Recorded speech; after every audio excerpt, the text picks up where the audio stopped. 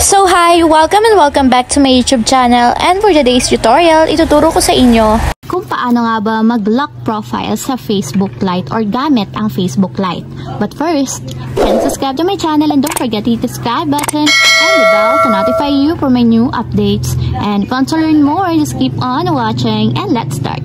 So ayan guys, for today's video, i-open lang natin ng ating Facebook Lite application. Then, mula dito sa homepage, pumunta lang tayo sa pinakang profile ng ating Facebook account.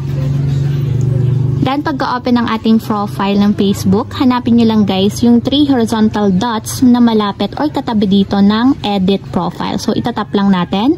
Then, after nyan, may magpa-pop up na option. So, dito, hahanapin nyo lang yung lock profile. So, tatap lang natin kapag nakita nyo na. And, ayan guys, lock your profile.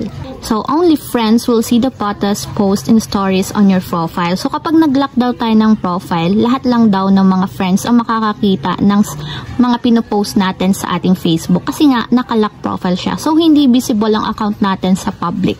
Lalong-lalo na kung hindi natin sila friends.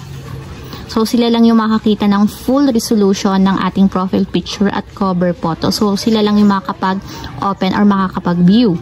Other than that guys, kapag nag-lock tayo ng profile, hindi ibig sabihin hindi nila tayo masasendan ng friend request or hindi na nila tayo masasearch. So, hindi ganon ang lock profile.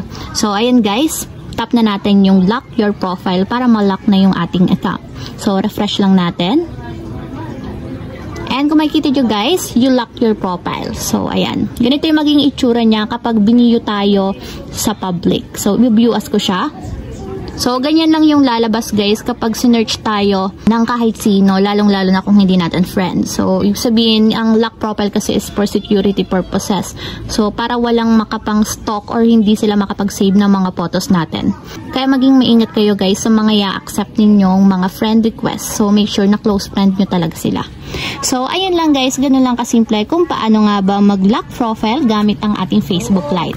If you have a question, kindly comment down below and don't forget to hit the subscribe button and the bell to notify you for my new updates. And thank you for watching! Living life, every day, late at night, not okay.